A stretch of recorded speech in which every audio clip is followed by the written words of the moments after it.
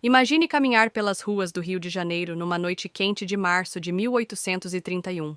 O cheiro de vela queimada mistura-se à poeira das ruas. O barulho das carruagens se perde no burburinho dos bares lotados. Mas, naquela noite, o barulho seria bem diferente. Garrafas voavam pelo ar. Pedras, paus, tudo que pudesse ser usado como arma era lançado entre dois grupos que se odiavam profundamente. De um lado, os brasileiros, que queriam ver Dom Pedro I fora do trono. Do outro, os portugueses, que defendiam o imperador com unhas e dentes. O Rio de Janeiro, capital do Império, virou um verdadeiro campo de batalha. Mas como chegamos a esse ponto? A verdade é que desde a independência em 1822, Dom Pedro I nunca foi unanimidade. Ele era português de nascimento, autoritário, e muitos brasileiros viam nele um governante que não representava os interesses do país.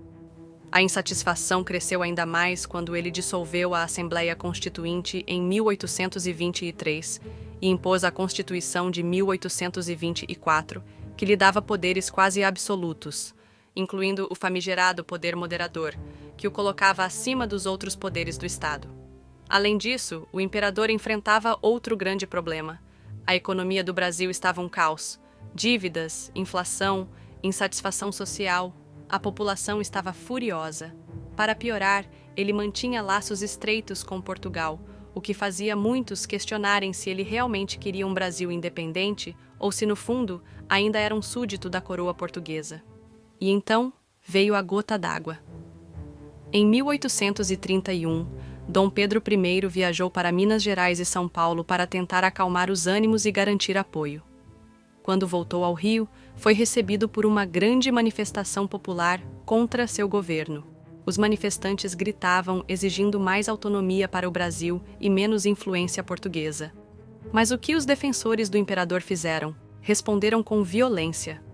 Na noite de 13 de março, os portugueses leais a Dom Pedro I saíram às ruas armados com garrafas, pedras e pedaços de pau, atacando os brasileiros que protestavam contra o governo. Foi uma verdadeira guerra urbana. Garrafas eram atiradas de janelas, lojas foram destruídas, pessoas feridas. E foi daí que surgiu o nome desse episódio, a Noite das Garrafadas.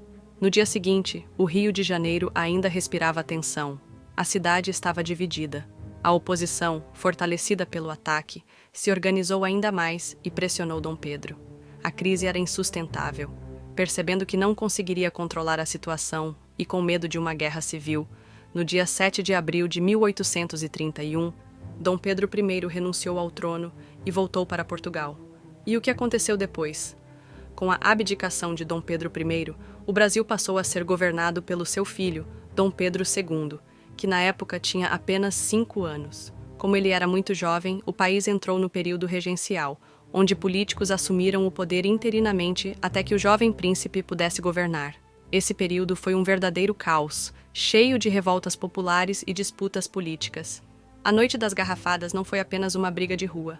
Foi o estopim de um descontentamento profundo que levou à abdicação do primeiro imperador do Brasil e abriu caminho para mudanças políticas importantes no país.